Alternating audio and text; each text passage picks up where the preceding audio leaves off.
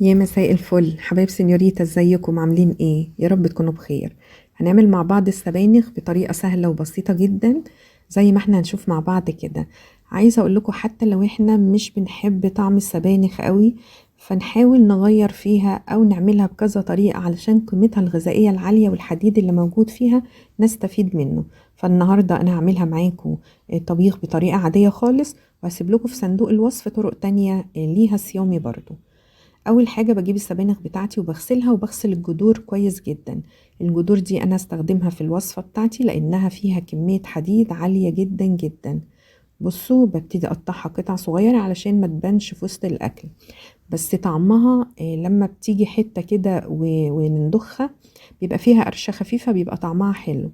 وكمان الدليل على كمية الحديد اللي موجودة فيها بان انتي بتقطعيها وتسيبيها دقيقتين او 3 تبصي تلاقي لونها اتغير على طول. فده معناه ان هي فيها كمية حديد عالية لازم نستفيد بيها. هنا ابتديت اقطع السبانخ، مش بقطعها رفيعة قوي ولا كمان يعني كبير قوي، بقطعها كده قطع متوسطة. وغسلة شبت وكمان كزبرة. الحاجتين دول بيدوا طعم وريحة حلوة جدا جدا للسبانخ. ما بنحطش بقدونس خالص. لو انت حابة تشيلي الشبت مفيش مشكلة، لكن خلي اساسي السبانخ، لانها بتدي طعم ونكهة وريحة خطيرة. عايزة اقول لكم الكميات هنا: حزمتين من السبانخ، نص حزمة من الكزبرة، وعودين كده من الشبت. كله اتقطع مع بعضه بالشكل ده زي ما احنا شايفين. هنجهز بصلاية كبيرة مفرومة ونروح نحطها على النار مع مادة دهنية، وهنقلب فيها لحد لما تاخد لون أصفر فاتح كده. نبتدي ننزل بنص معلقة صغيرة من التوم، ما نكترش عشان احنا لسه هنحط توم تاني في الأكلة بتاعتنا.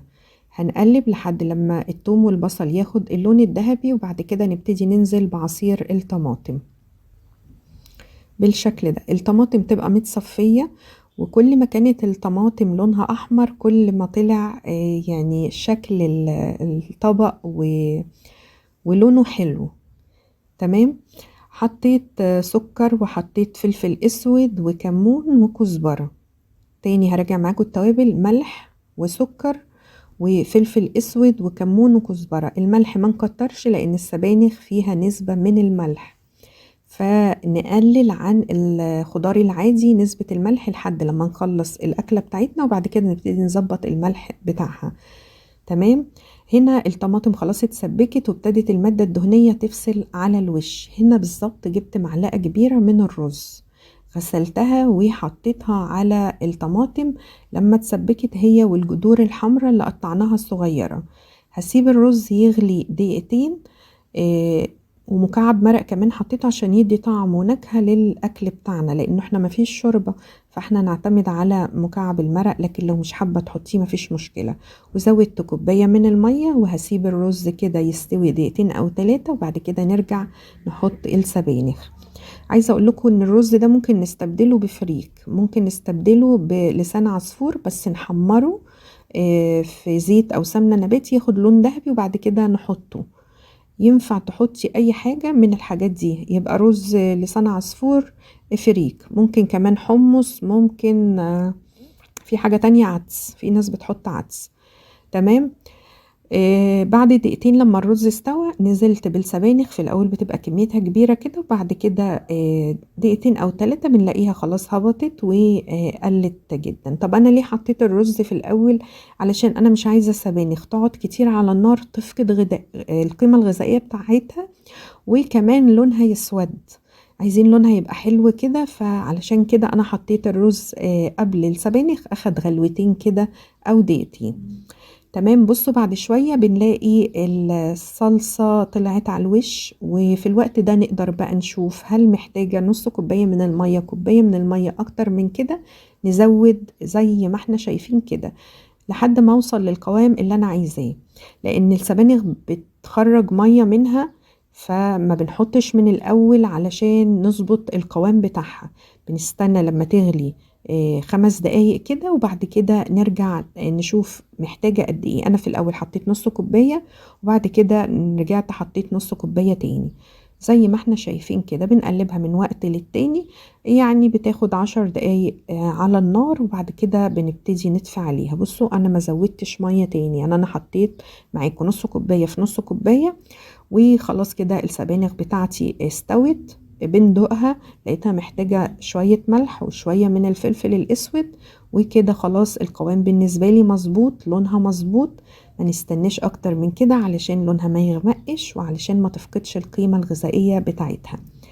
هنبتدي بقى نعمل أحلى حاجة تدي طعم وريحة خطيرة يعني للوصفة. هنعمل طشة من الثوم والكزبرة، دي بتفرق جدا جدا في طعمها وكمان ريحتها. بنجيب معلقة كده من الثوم ونص معلقة من الكزبرة الناشفة، ونقلبهم مع بعض لحد لما الثوم ياخد اللون الذهبي. عايزة تعمليها بزيت براحتك، عايزة تعمليها بسمنة نباتي زي ما انت عايزة. هنقلبهم مع بعض كده، مجرد ما ياخد اللون الذهبي نجيب السبانخ بتاعتنا ونحط الطشة.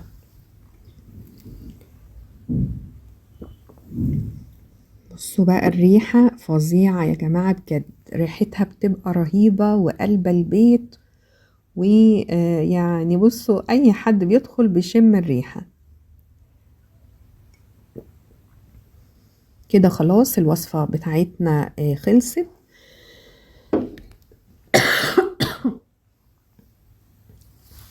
هنبتدي نقدمها زي ما احنا شايفين كده، نعمل معاها رز وطبعا مخلل، ممكن طبق سلطة لو انتي حابة، بتبقى طعمها حلو وريحتها كمان حلوة، مع بطاطس محمرة زي ما انتي عايزة. سهلة جدا وبسيطة جدا وما بتاخدش وقت خالص، وكمان قيمة غذائية زي ما اتفقنا. اتمنى الفيديو يكون عجبكم، واتمنى اذا عجبكم ما تنسوش اللايك وتعليقاتكم. لو في اي تكة او اي اضافة او اي حاجة ممكن نضيف بيها للوصفة، اكتبولي تحت في التعليقات. انا بقرا كل التعليقات، حتى لو ما ردتش بس انا بقرا كل التعليقات وبستفيد من تعليقاتكم جدا جدا، وفي حاجات كتير بتعلمها منكم وبنفذها كمان.